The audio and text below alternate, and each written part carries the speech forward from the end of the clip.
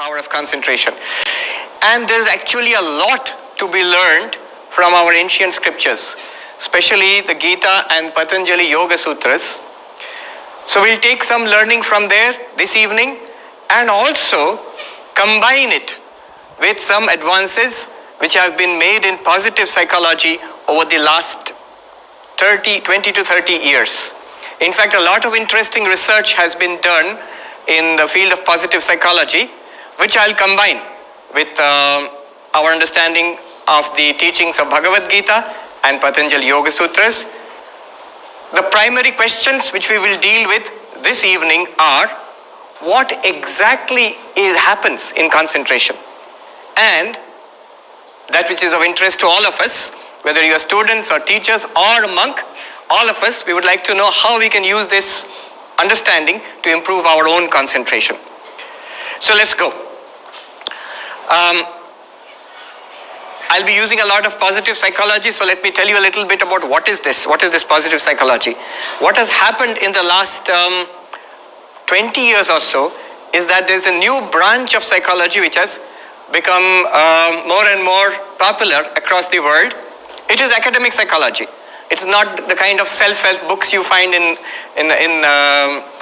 bookshops across the world, which are very popular sections. You all go there to learn many things: how to get rich in 7 days, or how to sleep better, or how to lose weight, or whatnot. But it's not like that.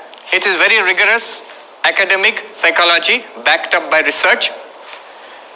And the person who is a pioneer in this field, Professor Seligman, he put it very beautifully. He gave a talk on TED Talks. I think some of you follow it, TED, Technology, Entertainment, Design, TED.com.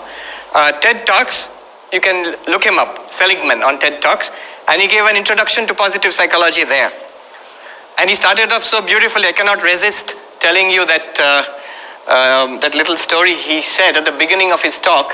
He said that he was interviewed by CNN. It's a story, and actually did not happen. He was interviewed by CNN, and they asked him, Professor Seligman, what is the state of psychology today? But this is CNN, so you cannot give a long speech. You have to be very brief. So this old professor, he said, okay, how much time will you give me? One word. So what is the state of psychology today? He said, good. What else to say? Good. Cut. No, this is not enough. Little more explanation is required. 2 words. Professor Seligman, what is the state of psychology today? And he said, not good. So you're taken aback. Just now you said it is good, now you're saying it is not good. Can you explain a little more? 3 words. And Professor Seligman, what is the state of psychology today? He said, not good enough. And then he explains very beautifully. Mostly psychology has been concerned with illness, mental illness, disabilities, schizophrenia, paranoia, and so many things. How to identify these illnesses and how to cure them. And in that sense, it is good. But not good in the sense that what does it have to give ordinary people like us? We are not sick enough to go to a psychiatrist or to a mental hospital. But how can it improve our lives? Psychology has not done much for that. And therefore he says, how can psychology become good enough? And that's why he went for this positive psychology. What is positive psychology?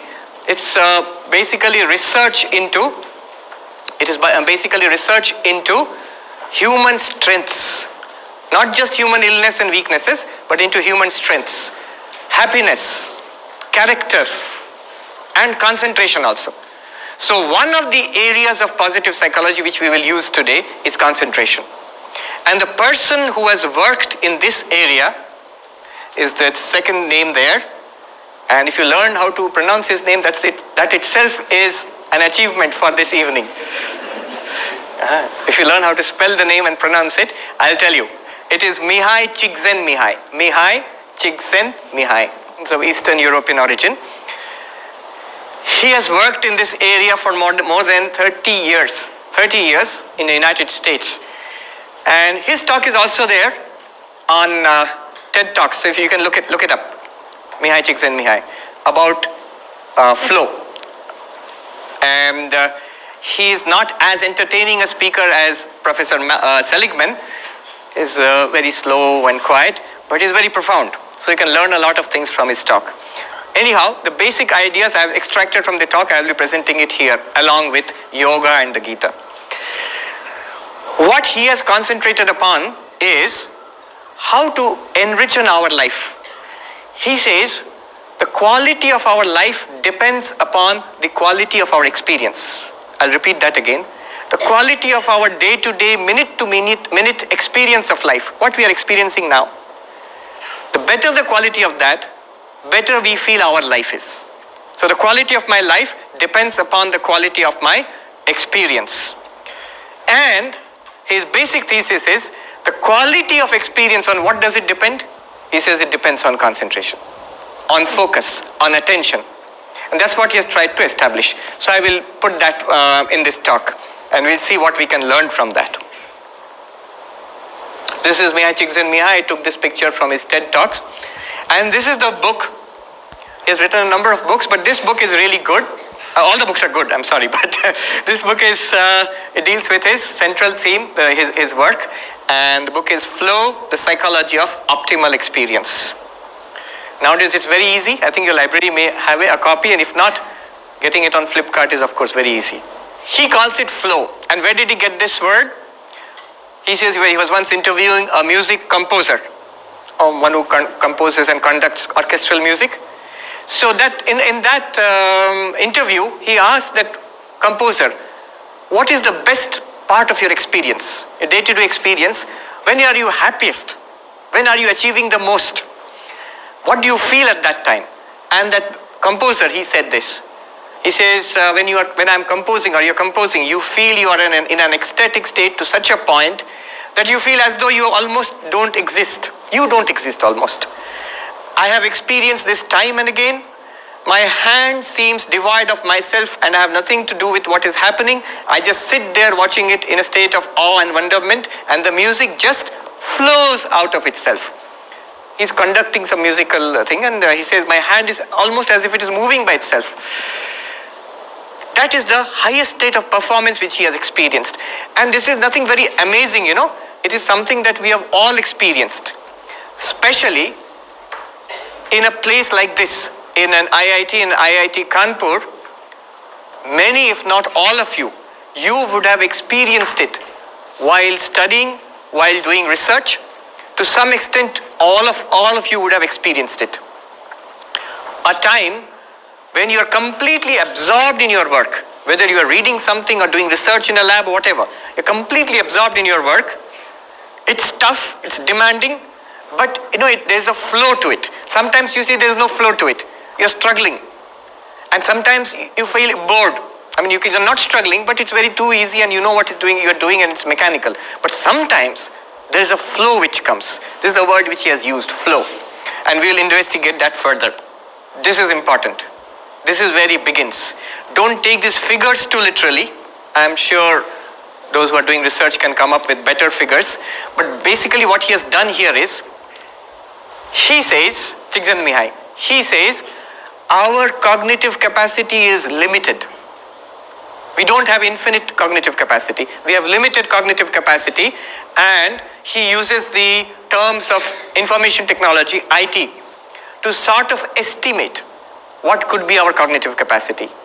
And his estimate is like this. He says we can more or less roughly process 7 bits in the sense of computer bits, computer information technology bits, 7 bits of information at a time, and it takes 1/18 of a second, he says, to discriminate between 2 bits of information. Basic idea, only one figure you need to take away from this. He says approximately our capacity to absorb information from the world outside by seeing, hearing, whatever, is 126 bits per second. 126 bits per second, that is our capacity to absorb information. And if you calculate it, it comes to some 7,560 bits per minute, 500,000 bits per hour. And if you stay awake for 16 hours a day, so it's about 185 billion bits in a 70-year lifespan, and so on and so forth. It seems to be very big. But actually, he says, this is very limited. This is very limited. Actually, he says this is very limited. Our capacity to to process information is actually very limited. And he gives an example. He says that you are listening to me now, and out of that 126 bits of informational processing capacity which we all have, out of that which you have, you are actually using up some 60 bits per second just to listen to me and understand what I'm saying. That's why he says it's very difficult if two people speak to you at the same time. If two people speak to you at the same time, you find it difficult to absorb. It's irritating also. And if three people speak to you at the same time, it's impossible. You cannot understand what each person is saying if you try to listen and understand. The reason is, at 60 bits per second, three people speaking to you would be 180 bits, which is beyond human capacity to absorb and assimilate. Therefore, he says that this capacity, this is what we have. From moment to moment, second to second, this is the cognitive capacity each of us has, approximately. Now, don't take 126 bits as a given figure. It might be 150, it might be 100. I mean, it depends on how he's done the research. But the principle is, we have a very limited bandwidth. Okay, keep this in mind. So when in a school, the teacher shouts at the students, pay attention. It's literally true. Each student has 126 bits per second, which he or she can divide among the teacher and the classmates and many other things in the environment. So when the teacher says pay attention, he or she wants more of your 126 bits per second. This is the basic idea. What is concentration then? Defined by positive psychology by Csikszentmihalyi. Concentration is very simple. He says, how much of that 126 bits per second which you or I have, how much of that am I able to give to the object of concentration? 126 bits, how much of that can I give to the object of concentration? Can I give 80, 90, 100? You can't give all 126 bits, because at least you must be aware of your own existence. You're breathing, you're aware of the environment. To some basic environmental awareness is always there. So maybe 100, 110 bits you can give to the object of concentration. If you can do that, that's perfect concentration. Now, let's go ahead. He has studied the features of flow, and he comes to certain characteristics of flow. Flow, remember, is a state of concentration, deep concentration on the object of concentration. It may be studying, you may be playing, you may be listening to music or singing or whatever. Any activity which absorbs an overwhelming part of that 126 bits per second. He says it requires a challenging activity, and where there must be some skills which you have developed over the years. So he gives an example that the conductor who we spoke about composing music, he says, my hands move by themselves in flow. So that hands move by themselves requires years and years of dedicated practice. If you or I try to do that, our hands will not move by themselves. Nothing will happen. So it requires building up a lot of practice, a high level of skill. Then you challenge that skill and flow will come. A difficult activity for which you are prepared, that can lead to flow. It comes to players, it comes to athletes, it comes to scholars. When you are doing research in the lab, when you are studying in the library. So that is flow. Then he says, merging of action and awareness. This is very important. The work which you are doing, or the game which you are playing, whatever, and your consciousness, they seem to be fully merged and submerged in that. Swami Vivekananda here says, when one works with concentration, losing all consciousness of oneself, the work that is done will be infinitely better. He says, if the painter, losing the consciousness of his ego, becomes completely immersed in his painting, he will be able to produce masterpieces. One thing we have all noticed and heard about, and in this institute you must be seeing this on a daily basis. The scientist or the scholar who gets so absorbed in his or her work seems to forget about himself or herself. We have all heard the stories of the mad scientist who is working in a laboratory and forgets to eat and forgets to go home. We have this Swami, who is a mathematician, who is an alumnus of IIT Kanpur. He got the Bhatnagar Award last year. He's a monk in the order, and he tells me stories of well-known mathematicians sometimes. There was this Norbert Wiener, mathematician, who it seems that he had changed his apartment one day, and he went to the college, he was university, he was teaching or doing research, and he came back and he had forgotten where they had shifted to. From one apartment to another apartment, the family had shifted, but he had forgotten where they had gone to. So he came back to his old apartment, he was standing there. He knew that, we have shifted, but where we went to, that new apartment, he has forgotten. Then he saw a little girl standing in front of the apartment, and he said, "My dear, do you know where these people who used to stay here, which apartment they have shifted to, do you know?" And the little girl said, "Yes, Daddy, Mummy knew you would forget, so she has sent me to..."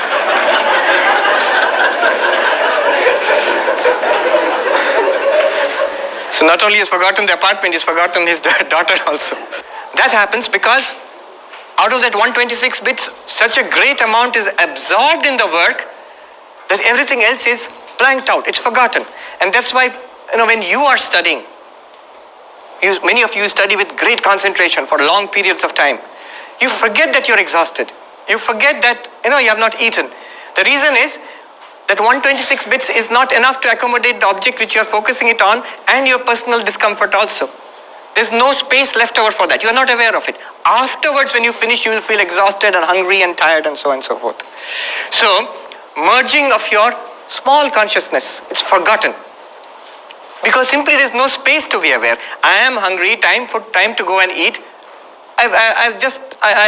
There's no cognitive surplus to think about that.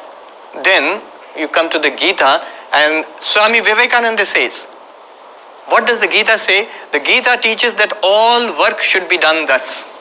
The way you are doing work in the lab or studying, Krishna teaches Arjuna, do every work in this way. Being united with God or your true spiritual nature, whatever you call it, the Atman, God or whatever, through yoga you're united with your spiritual nature. Based on that, perform all action by becoming immersed in concentration, and add to that, there is no self-seeking. There are certain things which are here which you will not find, they have not yet studied in positive psychology. For example, when there is too much focus on the result, I want something from this, then somehow it prevents concentration. I think somewhere in an interview, Sachin Tendulkar says, secrets of batting, he says, when I really want to do well, I don't look at the scoreboard. I focus on the game, but I consciously avoid looking at the scoreboard. Especially when I'm close to a century, I consciously avoid looking at the scoreboard. Because at that moment, however much you want to concentrate on the game, the feeling will come that now I must score, just a few more runs, I'll get the 100. And that's when most batsmen get out. They get bowled out. So somehow, seeking the result seems to create a division in consciousness, seems to prevent full consciousness, full concentration, seems to prevent your ability to put as much as you want of that 126 bits into the object of concentration. And Swami Vivekananda says, such a performance of work brings only good to the world, no evil can come out of it, mainly because I think there is no self-seeking involved in that. Those who work thus never do anything for themselves. They may do it for science, or they may do it for welfare of others, whatever. But not this small individual self, which is forgotten in concentration. Another thing positive psychology says is necessary for concentration, for flow, is clear goals and feedback. So, in the work which you do, studying or whatever, you must have some kind of clear idea where you are going. Many people who do research, they tell me, that's precisely what is research. We don't know what we are doing. That's why we call it research. But yes, there is an element of the unknown. But the thing which you are doing at a particular moment, you must have clarity what you are doing and what you are trying to do. May not be about the whole thing where you are moving into the unknown. So, a clear goal, and there must be some feedback. Here I want to add something. Often in research, there is a long period where you don't get any clear feedback. Nothing is happening. See, I'll tell you a little story. Last week, I had gone to the Vivekananda University, which is just outside Belur Math, where that Swami I told you about, the mathematician Swami, he works there in the mathematics department there. So I had gone for tea around this time. And he came for tea too. We were sitting and having tea, and he said that I'm in the middle of a class. And his class is like, it starts at 8 o'clock in the morning. He said, I've started at 8. I said, 8? Did you break for lunch? No. You are the only teacher? Yes. And the same set of students? Yes. And when will you end? 8 or 10 in the night? So 10, 12, 14 hours, one class. Yes, one class. Of course, it's problem solving. It's not that he's lecturing all the time. Then I asked him why. And he said something very interesting. He said, you see, in research, for most of the time, the default value is 0. For a long period of time, the gain you will get in research is nothing. Nothing will be seen to be happening if you're doing genuine research for a long time. He says that these boys who are working in the class now, they will have to hold on for days, weeks, months, even years. You know, that person who solved the Fermat's theorem? Andrew Wiley, I think? Andrew Wiley? Whatever. It took more than 10 years. He was working in private, apart from his job. Secretly he was working.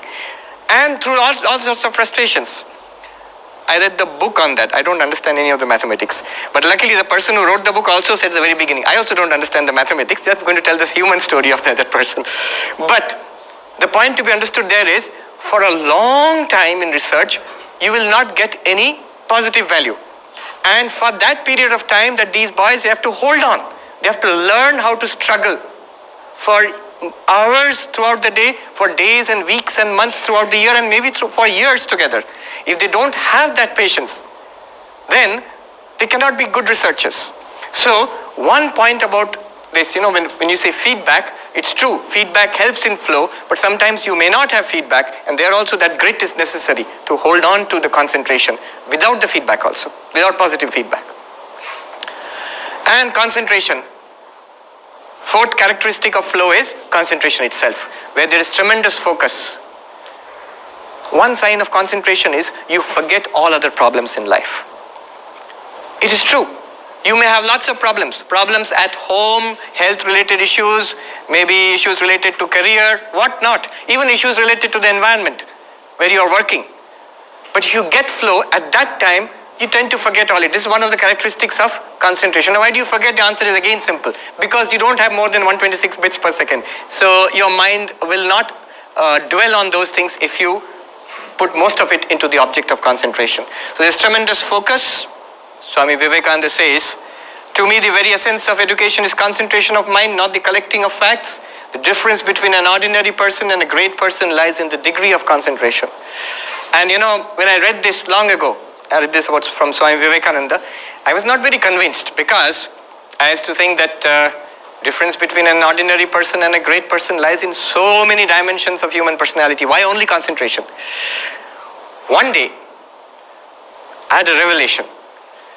I saw another Swami who is also an alumni of IIT Kanpur. Long back, he joined the order long back. He was studying means just relaxing on the bed. He was with leg spread out in front, sitting and reading a book. I came in front of him and I asked him in Hindi, Maharaj ji, kya padh rahe hain? What are you reading? No answer, he's reading. I'm standing in front of him. He cannot see me. He's reading. I asked him again, no answer. I bent forward and you know, his foot was spread out in front, his leg was spread out in front, and his foot and his big toe, I caught hold of that and shook it. What are you reading? You won't believe it, he did not feel it. The focus he has in the book is so much. Now you understand, 126 bits, maybe 120 bits is on that book. He cannot feel somebody touching him. When I stepped forward and I just raised the book to see the title, he got a shock. Which means such tremendous focus. There are so many stories about Swami Vivekananda, of course. Those who have read his life, they know that how in Belur Math, where he used to stay, his disciple Sharat Chandra one day came upon him reading the Encyclopedia Britannica. In those days, nowadays if I say Encyclopedia Britannica, somebody is reading it, most of the students, just like you all, you know, they'll say, oh, okay, could be. What's so great about it? Because you see, nowadays Encyclopedia Britannica is one DVD. But if you see the old set, huge. They used to, and earlier in those days, there used to be this leather-bound volumes. So I heard when the set would arrive in the library, they would strengthen the shelves of the library with wooden planks so that it will not bend, catenary it will become. So that set is there, and Swami Vivekananda is reading it, and this disciple comes and asks, Swamiji, so many books, fat books, it's impossible for a human being to finish it in one lifetime. And Swamiji said, what are you saying? I have gone through 9 volumes and I'm on the 10th volume. You can ask me anything from the 9 volumes. It's a story, well-known story. And Sharat Chandra actually, he went and picked up books at random and he asked questions at random. And Swamiji answered all of that. In this, he says in some places, the exact language down to the comma and the full stop also. That was fantastic. And he asked Swami Vivekananda, how is this possible? And Swamiji said, with concentration and purity, one can do it and anybody can do it. Everybody has this capacity. So Swami Vivekananda says the difference between an ordinary person and a great person lies in the degree of concentration. This is the symbol of the Ramakrishna mission. Swami Vivekananda designed it. And many of you may know the meaning. I'll just tell you in a couple of sentences. Basic idea is that the sun which is rising at the back represents knowledge. The wavy waters represent work. The lotus represents bhakti, devotion. And the snake encircling all of it represents concentration, meditation. So by a combination of knowledge, work, devotion, and concentration or meditation, one realizes the swan there represents the Paramatman, God, spiritual reality, whatever you call it. So spiritual reality is realized by a combination of karma yoga, work, spiritualized work, jnana yoga, the path of knowledge, bhakti yoga, the path of devotion, and raja yoga, the path of meditation. Okay, this is the basic idea. But why I have put it here is for the snake alone. The snake represents meditation, concentration. And Swami Vivekananda writes in one place, the meaning of the symbol is this, and the snake, the serpent, represents concentration. Now, it was so interesting. I was going through this book. It's a recent book called Rapt. Rapt as in attention, immersed in something. And this author, this lady, Winifred Gallagher, she's done research on attention and she's written this book. In one place she says, she has no connection with Ramakrishna mission, she does not know any of these things. I think so, at least. She says, the best symbol I can think about for concentration is this cobra with a, with its hood, its expanded hood. Best symbol. I was amazed, this is the exact same idea which Swami Vivekananda puts forward as a symbol for concentration. And why is it so? Because she says all the elements, central elements of concentration are here. This is one lesson we must take away from here. What are the central elements? Just remember this, the picture of this snake. First of all, a mental bearing down on a subject. What does the cobra do when it's going to eat a rat or a frog? Like a bearing down, tremendous focus on that. So, mental bearing down on a subject.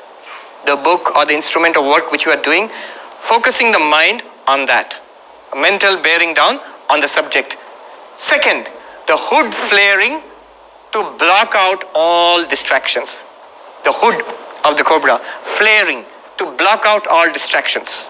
Of course, the cobra does not flare the hood to block out distractions or anything like that, but this is the meaning which we are giving to it. Have you noticed how little children study? Why little children? And last year I was in, year before last, I was in IIT Kanpur, I was in the library. I saw many of the boys and girls there studying, and they also do the same thing. You have noticed how they study, or how many of you study? Like this? Book is there, like this. What are you doing there? Unconsciously, you're basically cutting out the world. So that's another part of concentration.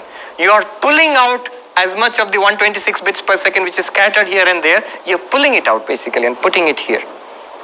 So it's very natural.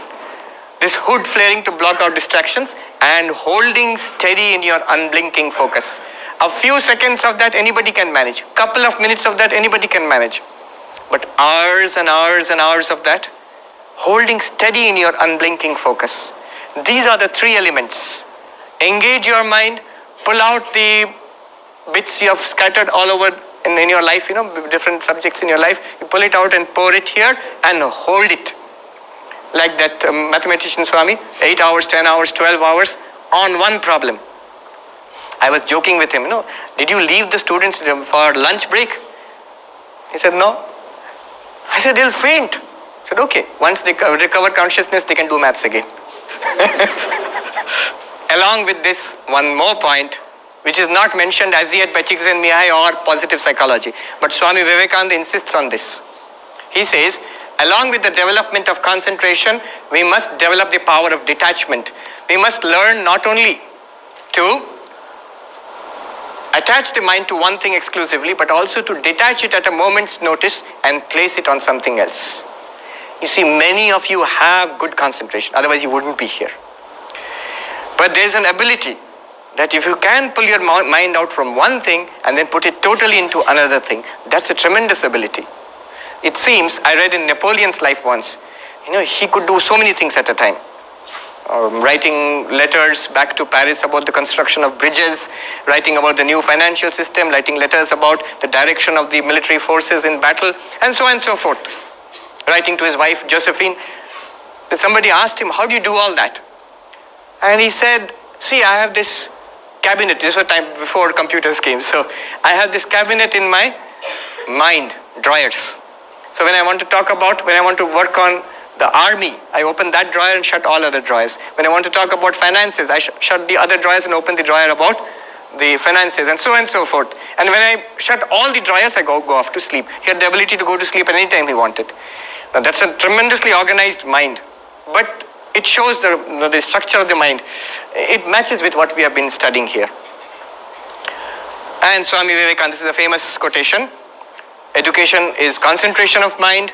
If I had to do my education all over again and had any voice in the matter, I would not study facts at all. I would develop the power of concentration and detachment, and then with a perfect instrument, I could collect facts at will. Another aspect of flow is feeling in control. If you know, so a person who's playing tabla and he gets flow, anybody who plays musical instruments, sometime or the other you would have felt it, musical instruments or singing. So sometimes you are in flow.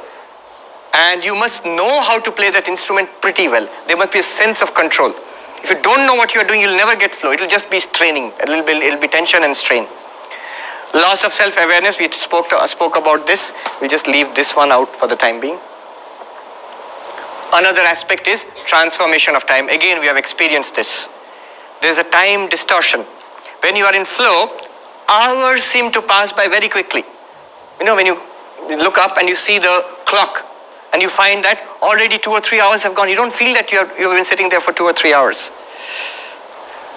That is the nature of flow. With deep concentration, time seems to fly. If you don't have deep concentration, then time seems to drag. I have often, I was talking to some students in a college somewhere else. And I was speaking about the way I saw the boys and girls in the IIT Kanpur library studying. And I said, see, they on Sundays they come, and I saw some of them studying from the morning till afternoon till night. Sometimes they do all night, they're studying, not just 1 or 2. Many of them, they do that. Especially I heard before examinations, a lot of you are up and doing. Obviously, you have to. Now, one of the boys was sitting there, he said, oh, how boring. I said, no, it's not boring. In fact, if you like the subject and if you're immersed in it and if you cut away everything else in life, then it's not boring actually, because when you get the flow is very enjoyable. It's deeply satisfying. Of course, because you have an exam and you have to go grades and all, it's tension. But otherwise, it's deeply satisfying. You know what is boring? What is difficult? If you give only a part of that 126 bits, maybe 50 bits and 60 bits, and the rest of it is still free, then you can think about the good time you could be having watching TV or playing video games, and you're still doing physics, and then you feel how boring and irritating this is. Or, you're sitting and the same kid who sits and watches a cricket match for hours together, he does not complain about how hot it is, how mosquitoes are biting him, does not complain. But the moment you put that kid in front of his homework, he'll say, "Kaise padhe? Garmi hai, machhar hai. How can I study?" What happens is, because out of that 126 bits, almost all of it is absorbed on the cricket match, he does not feel the discomfort of heat or mosquitoes or whatever. But when he's doing something he does not like it, most of his cognitive capacity is free. And it will go to whatever pulls his cognitive capacity. Like it may be a mosquito, whatever. I remember when we meditate in Belur Mutt, so these mosquitoes have a free reign, and especially when you're meditating, you can't do anything about the mosquito. Even one mosquito can spoil your meditation. And sometimes I've seen other monks and what they do early in the morning, so they'll have this chadar. You open it and put a sort of cloth here, like a veil, so that the mosquito can't enter. And if one mosquito enters that, then you are in deep trouble. It'll be like somebody's fighting in that, you will see. And I was reading of Swami Vivekananda, Girish Ghosh, the famous dramatist. He narrates how he saw Swami Vivekananda sitting in meditation and his face is black, covered with mosquitoes. He does not feel it. He's gone deep within so much that nothing is left over. Of course, he'll feel it when he comes out. Maybe face will be swollen with mosquito bites. But at that moment, does not feel it. So this is exactly what happens to us in a lesser degree maybe when you are studying or working on something that absorbs most of your cognitive capacity. If you are studying without that flow, without that concentration, it's much more strenuous. Then every few minutes you'll feel like going and having a coffee break or going and taking a walk, whatever. Because there is that excess cognitive surplus left over which will remind you, you are suffering, you are doing something boring, please get up. When that is not free, you have a very good time actually. You have forgotten. Time moves faster. Time moves slower, of course. Both are interesting. One surgeon was telling me how hours, 6-7 hours, they have to do this neurosurgery. 6-7 hours. I said, how is it possible? Such concentration for such a long time. He says, I don't feel I'm doing it for 5 or 6 hours. After the operation is over, I'd see it's 5 or 6 hours. So time has moved very fast. Just the opposite. I heard from a fighter pilot.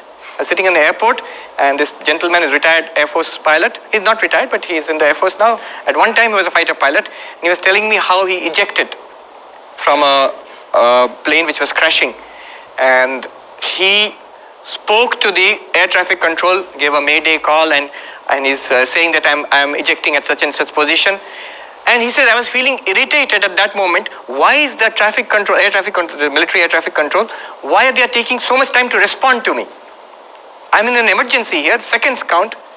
Later on, when the court of inquiry, they have a board of inquiry after the crash, there he saw, they were laughing at him. They said that we responded within a second or 2 seconds, but for you time seems to be dilated. Because at a point of death, you could die at that moment. Every fraction of a second seems to be living and it's stretched out and dilated. So when you are in flow, both effects are possible, but the common thing is a distortion of time takes place. So these are the characteristics of flow. Quickly, let me run through it. You feel completely involved in what you are doing, focused and concentrated. Second, happiness, sense of ecstasy in any kind of flow. Csikszentmihalyi Mihai interviewed people who were scholars, who were athletes, who were musicians, even monks and nuns who were meditating, all of them, whatever the diverse activities, but wherever they found flow, he found joy. They feel happy. Being outside everyday reality, ecstasy. Great inner clarity. Moment to moment, you know what has to be done and you are doing it and you're fully absorbed in it. And fourth, knowing that activity is doable, your skill is adequate to the task, but challenged. A sense of serenity. You have no feeling, no worries about yourself. An intrinsic motivation. Whatever produces flow becomes its own reward. See, people who get flow in music or study or whatever, they tend to repeat it. They tend to do it more and more. They like it. Other people may find it very difficult. They will say, "Bhaiya, aap 24 घंटे पढ़ाई किए, इतना boring हो सकता है." It's not boring for you. Then timelessness. You're thoroughly focused on there's a spelling mistake there, on the present. Hours seem to pass by in minutes. If there is anything that I would like you to take away from this talk, this is it. This is the central finding of positive psychology about concentration. Let me walk you through this diagram. Then we'll relate it to yoga and conclude. But this is central. What does it say? Basic idea is, if you want to attain concentration, there are these two dimensions you have to take care of. One is your skills, whatever the activity, your capability. and the second one is the challenge facing you. So he takes the example of a tennis player who is a beginner. So when you are beginning tennis, when we start playing, it's just a great thing just to return a serve. You can't do much more than that. And if you play against a state champion or a national champion, then what happens? The challenge is too much. Skills are very low. And the result is you have worry or anxiety. You can't face it, it's too much. A teacher who is teaching maybe something, differential equation or something, first time he goes into class, is a new teacher, maybe an assistant teacher. His skills, teaching skills are not all that great, and he's facing a class for the first time, and challenge is pretty high. Here are IIT students, so he feels worry or anxiety. But as his skills improve, as the tennis players practices or the teacher keeps on teaching, what happens is his skills improve, challenge remains the same, and this comes down. This anxiety becomes, arousal in the sense that he is ready to face the challenge, and then it comes to flow. It is equal. Here is a channel where skills and challenges are matched. Now the tennis player, he can return the serve and he feels happy. When he returns the serve, he feels happy. He gets a tiny bit of flow at that point. So there is a channel here where your challenges and skills are matched. If your skills are pretty high and the challenge is low, skills are pretty high, you are a state champion in tennis and you just have to do net practice, then it's very, very easy for you, mechanical, and you feel apathetic. There is no response inside. It's too easy for you, or you feel bored. And as your challenge increases, you come back to flow. Now you see this entire spread. Here is the desirable channel when you have flow. If you see the teacher who is teaching for some time, he gets the hang of it. Now he starts enjoying the class because he can teach well, and the class is also enjoying it, and he gets the feeling of flow. After some time, what happens? After a couple of years or 2-3 years, it's in control. Without putting too much effort into it, he can manage the class. The tennis player can manage the game also without too much effort. After some time, what happens is he gets relaxed about it and maybe even bored.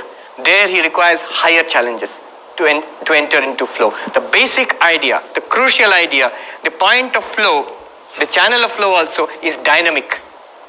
As your skills keep on improving, you must increase the challenge also to be in flow. And the fundamental fact behind it is that 126 bits, you must put as much of it as possible into that activity. So if your skills are very high, challenge is very low, you need not put 126 bits into that. With some amount of cognitive capacity, you can manage. But that leaves the rest unutilized. So to have flow, to have concentration, you require a dynamic equilibrium between the challenge you are facing and the skills. And what is the learning for us? What is the learning? What do you take away from it? It's pretty obvious. If you want to be in flow, you must look at your situation. Are you here? Do you find the courses too demanding, the classes too tough?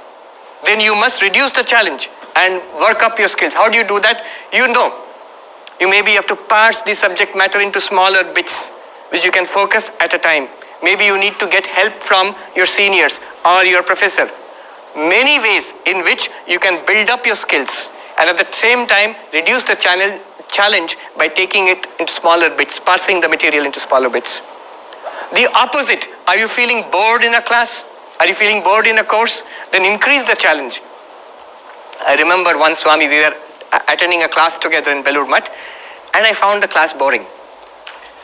And I found this other person sitting next to me taking extensive notes. And I knew this person is brilliant, he's far more brilliant than me. For him, this course is nothing. But why is he taking such extensive notes? When I looked closely, you know what he was doing? The teacher was teaching, the Acharya was teaching in English. And this brother, this novice, he was taking notes, perfect notes in Sanskrit. He was translating that into Sanskrit and taking down perfect notes. Why? Because he was bored. He knew all of it. So what will he do? He has to sit in the class. There is a discipline. So how does he let flow? He is not using this, but very naturally he is using this. He immediately upped the challenge. He pushed the challenge up very high. So he's listening, translating into Sanskrit, and believe me, it's not easy. We had a teacher who used to teach in Sanskrit only, And I remember, anytime you have to ask a question, you have to ask a question in Sanskrit, otherwise he will not respond. And if you ask a question in Sanskrit, if you put together grammatically, it must be correct. By the time I ask the question, he will find out 2 or 3 grammatical errors in my question, and then he go on teaching again. He will not come to the answer. It's unless you ask a perfectly correct question, grammatically correct, I will not answer. It's not worth answering. So that's how he was getting flow. Okay, now we come to the final part of this.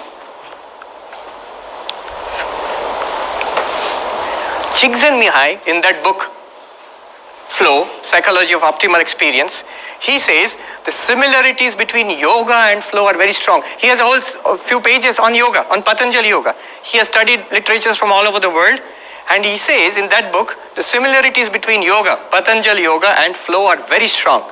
And he calls yoga a very thoroughly planned flow activity. In fact, he says one of the oldest and most systematic methods of getting flow is this Indian system of yoga. He says that.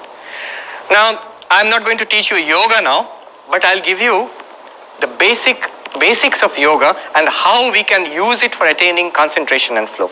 That will be my final point. Okay. What does yoga say? To get perfect concentration, according to yoga, there are 8 steps. 8 steps. Yama and niyama, these are preliminary disciplines. Asana, posture. Pranayama, breathing. Pratyahara, withdrawing from the external world. Dharana, focusing on a topic. And dhyana, meditation or unbroken focus. And finally, the highest possible concentration, samadhi. Remember, this is not, the point of this is not flow. The point, the yogis use this for spiritual realization. But they do get flow. Now, in fact, I was reading one of the disciples of Sri Ramakrishna. He's talking about meditation. When you get good meditation, he says it should be effortless.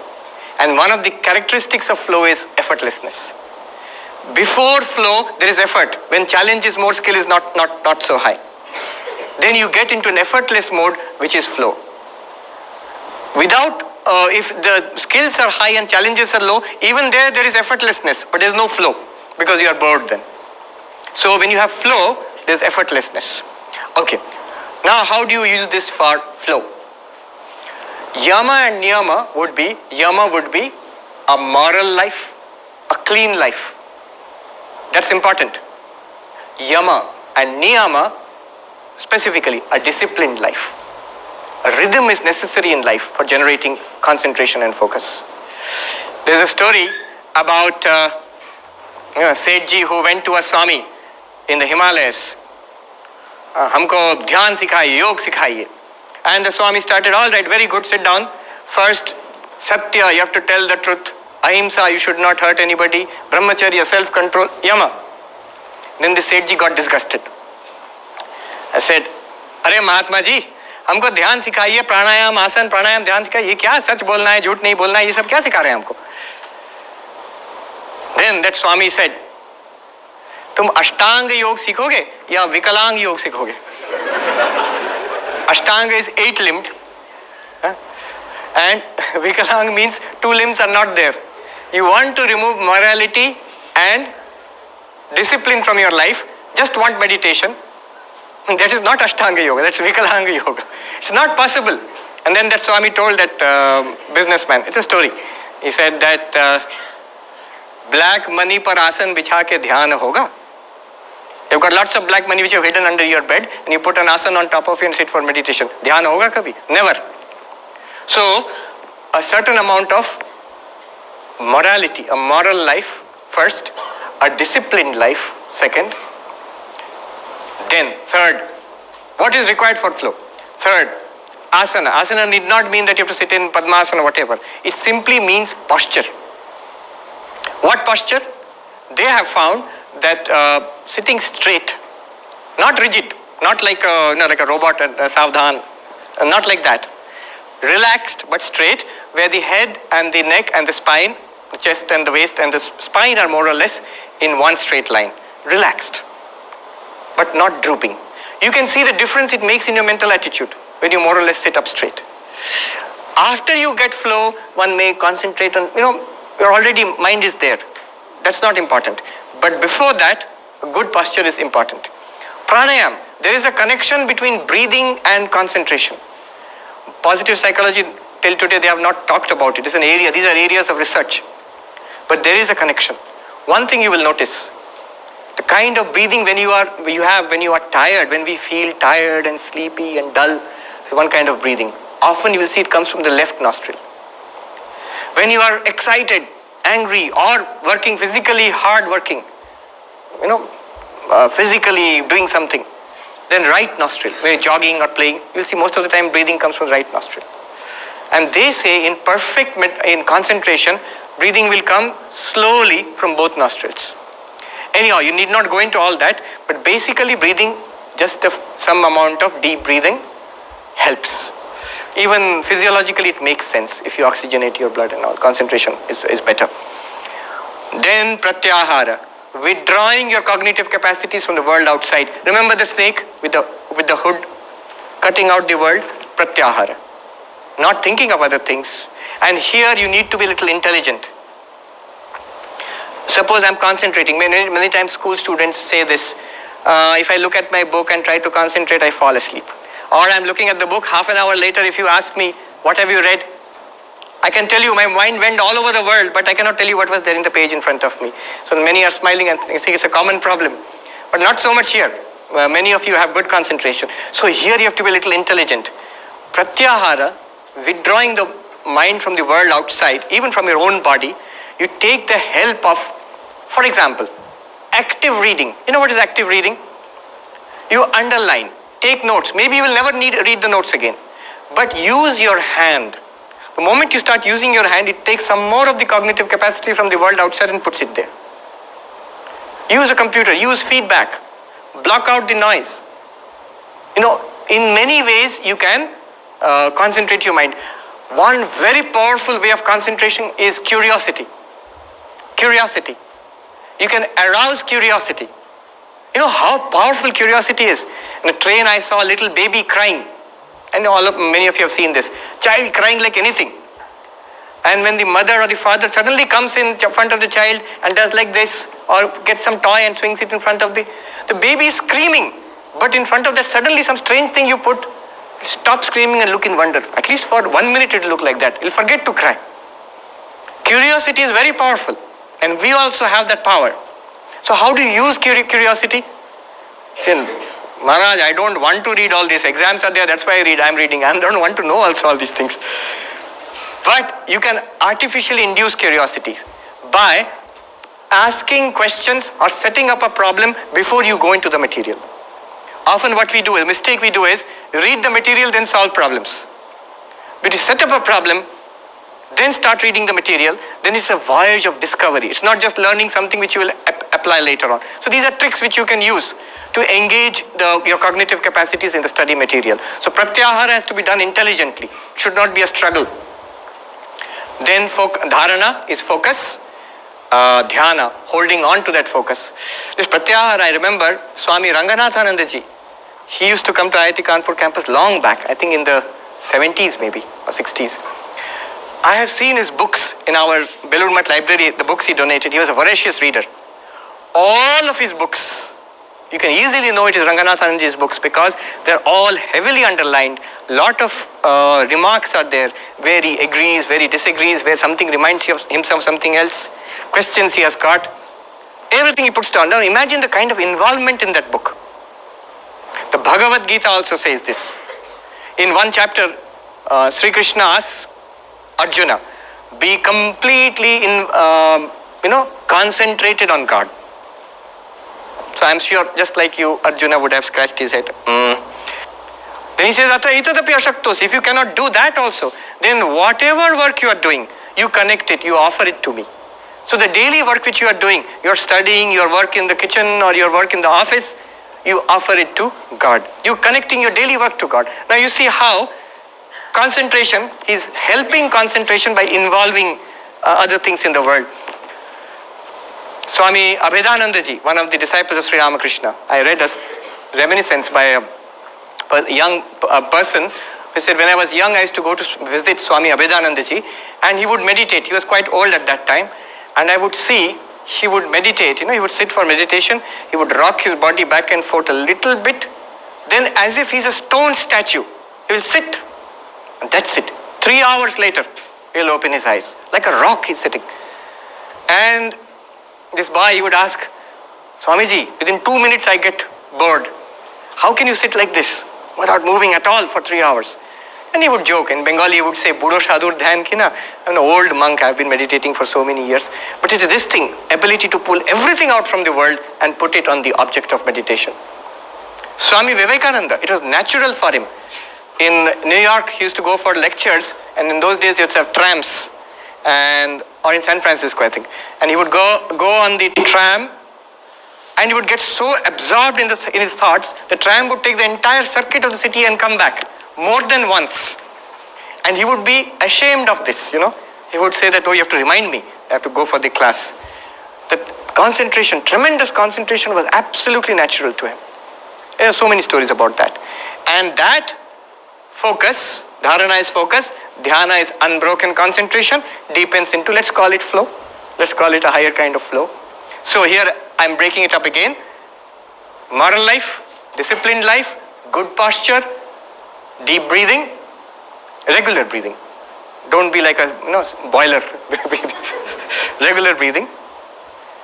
Withdrawing from the world, remember the snake. Then dharana, holding on the focus. Then unbroken focus, flow. This is what our Patanjali Yoga also has to say about concentration. This is one key idea. Let me just sum up by going back to this idea. Remember, you have 126 bits per second, and you have to use that to get concentration or flow, and it's always a function of matching your challenges and skills. Whenever you are out of flow, and their characteristics are there, you'll be bored or you'll be under strain. Whenever you are out of flow, you increase the challenges or the skills as the need may be. These are the basic principles. I think I'll conclude here. We have run out of time also. Thank you very much.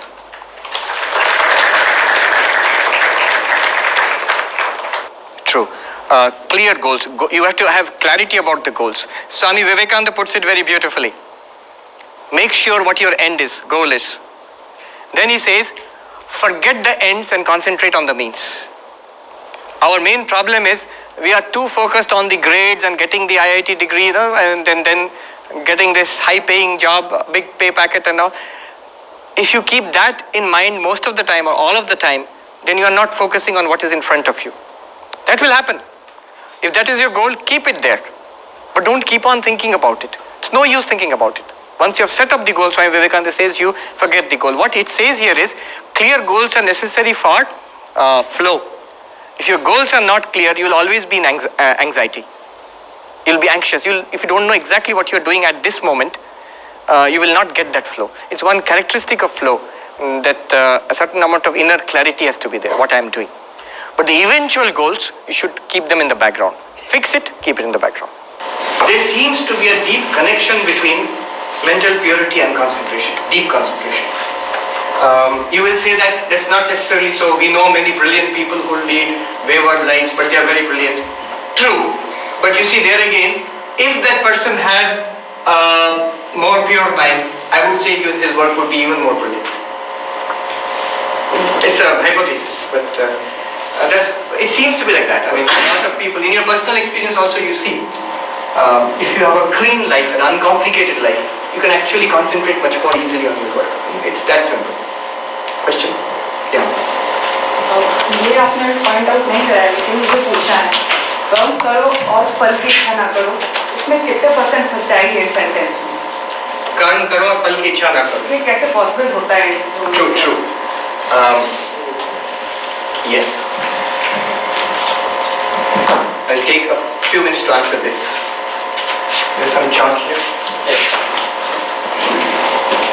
Yeah, it is chalk. Thank you. You have it here. So, yeah.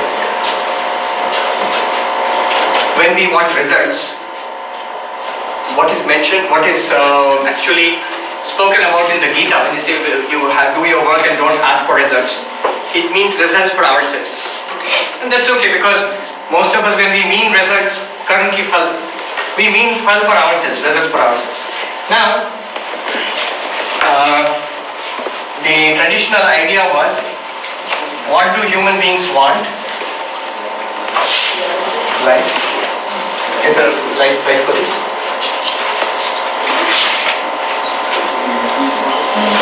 Yeah, okay, thank you. Kama, Artha, these are two things. Kama would mean pleasure.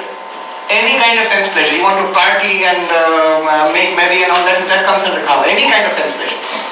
From having a rasgulla to listening to very refined classical music, that's also pleasure. Artha, money, an IIT degree, a big corporate pay packet, whatever.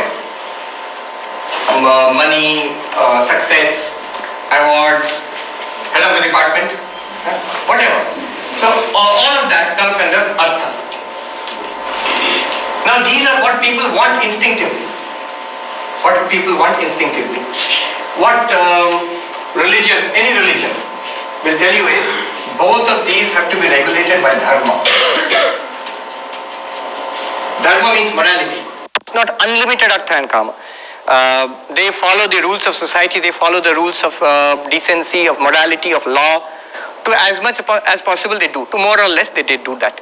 There will be a very few people, small section of society, few people who would like to chase Artha and Kama, money and pleasure, to the exclusion of any decency or morality. It just will not get caught by the police, but through whatever means I will earn money and I will, they have a term, I will freak out. Enjoy life. Whatever I want to do, I will do. And this kind of category, who just want these two, Artha and Kama. There is a term in Sanskrit called Pamara. Pamara means an instinctive, a lowest uncultured kind of person. An instinctive life. Instinctive life. What I want it just now. I want it just now. And this kind of life actually leads to unhappiness. Not only unhappiness, even modern psychology shows that this kind of life, such people, they do not go on to achieve much in life also. But because they cannot resist, they cannot control themselves. The kind of sacrifice you need to come to IIT, for example. Many of your classmates did not have that control. So you had to sacrifice quite a bit to slog, to put in that kind of work to be here today. And that's because these desires you had to rein in to some extent. Immediate gratification, no. Let me work hard, I will get more of this later on. So some amount of control is necessary. So those who have all three, Dharma, Artha, Kama. Normally when we speak about Artha, Kama and Dharma, what is the phrase? We never say Kama, Artha, Dharma. We normally say Dharma, Artha, Kama, Moksha. So you always say Dharma first. Dharma does not mean only religion, morality and everything. All three if you have, then the term which we use is a Vishayi person, a worldly person but who is good. Vishayi normally has a bad connotation, that he is a worldly person. But actually, Dharmika Vishayi, person who is good, moral. You'll see most people in the world are like this. They are good, they are not evil people. They are not lawbreakers. But they want worldly things and they want to do it within the bounds of common good sense and morality. Now, beyond this also, there are people, the term would be moksha or spirituality or whatever.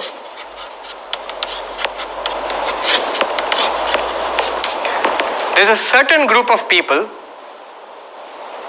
they need not be sadhus or sannyasis, Anna Hazare or somebody like that, who is actually genuinely in it for welfare. He wants good for the society. Mahatma Gandhi. If he wanted, he could have been the Prime Minister or the President for life, if he lived long enough. But he did not want it at all. But he wanted the welfare of Indians. Why Indians? He wanted everybody's welfare. Whoever came into contact with him, even the Englishmen who came into contact with him. So such people, they are in this category. What they do is, they do not want these two. But they base dharma and this moksha, spirituality. Based on dharma, they want spiritual realization. Mahatma Gandhi says in one place in his autobiography, My Experiments with Truth, many people think that I am a politician. Some say I am a freedom fighter. But what I am is actually a man, a simple man in search of God. I am doing it through politics, freedom fighting, but I am in search of God. That's all I am. That's his own idea about himself. So, they don't want these two, and you can see it in their lives. They reject it when they have no interest in these two. Such people, they work without any desire for results. Which results? These results. What are these results? Personal gain and personal enjoyment. They don't want it. But they do seek something, which is the welfare of everybody. So Swami Vivekananda, many great saints, they have worked for the welfare of others. And they really don't want anything. And I'll tell you just one small thing. Many people, many of you will say that, oh, that's so tough. What a great sacrifice. If you ask them, it is no sacrifice at all to them. It's no sacrifice at all to them.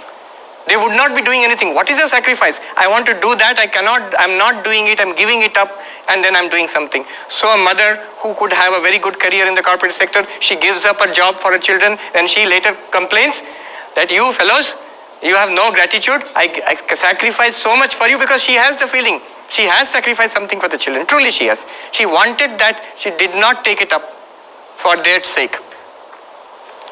But in the case of Mahatma Gandhi or Vivekananda or whatever, if you ask them, oh, great sacrifice you have made, they'll say, no sacrifice at all. Swami Brahmananda once was asked by the president of the Ramakrishna Mission, Sri Ramakrishna's disciple, Swami Vivekananda's brother disciple, and the person who became the first president of the Ramakrishna Mission. He was once asked, oh, Swamiji, you have sacrificed so much. You have given up everything for God. You are a great Tyagi. And Swami Brahmananda bowed down to that man. I bow down to a greater Tyagi. So why? You have given up the diamond for a piece of glass. You have given up God for the world. How great you are. Your sacrifice is tremendous. Mine is nothing at all. So from their point of view, it's no great sacrifice. And it's not just very spiritual persons.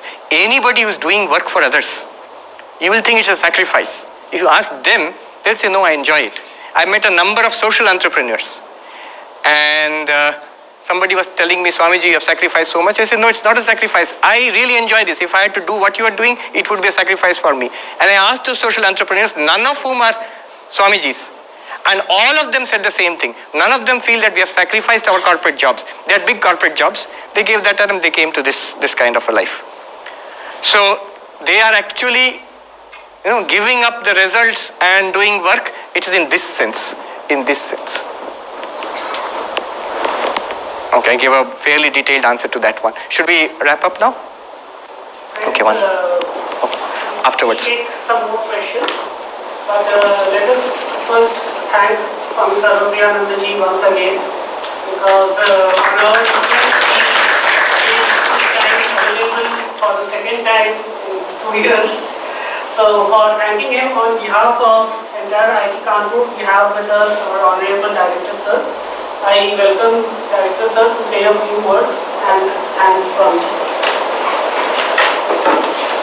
Respect and convey deep gratitude on the part of the Institute from each one of you to Swamiji.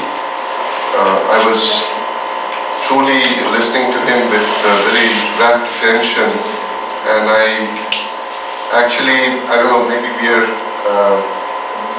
videotaping it, and I would like to show this to many of my younger colleagues as to how one should deliver lectures in a class. And this is truly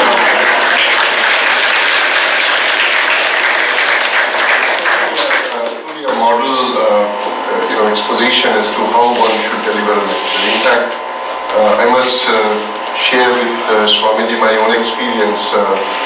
I joined this press just about a little over a year back, and by the time I finished one semester, I certainly was getting extremely bored, in true sense of being bored. And then I decided that no, I'll go back to my old profession, the true profession, which is teaching.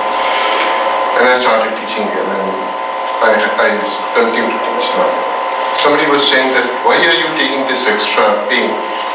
And my honest answer was and is that I derive my strength from teaching. Whatever I do, whatever we do, everything and anything, you need conviction to stand with it. And I derive my conviction, my strength from being truthful to my own profession. And watching him deliver his lecture, I was truly all the time wondering that why would a student ever complain about a class or a lecture if he listens to a lecture which is truly in the highest form of flow like this. So I certainly see what exactly he was talking all along. I saw a true reflection of that. So I again pay my very deep respect, and on behalf of the Institute, I would like to express our gratitude and would request you to come back whenever possible, share your time and your knowledge with us. We all basically in this setup, in this academic setup, all that we do is to pursue knowledge. I mean, we have only one objective, which is to either disseminate or share knowledge or try and generate new knowledge. It's not very easy to generate new knowledge. We write many papers, we give many lectures, but then essentially we try to pursue, at least at the end of a maybe 20-page publication, at the final conclusion part, just a few words or maybe half a sentence. If that is truly a new knowledge, that's worth writing that paper. So that's exactly what we pursue, and we should always have such excellent examples before us. So thank you again. Thank you. Extremely embarrassed and sad if this beautiful conversation, interaction stops here. I seek your apology, Swamiji, because something very, very important is waiting, and I must attend to that. So I'll take leave and but would request you to kindly come. I request Director Sir to present a shawl to Swami.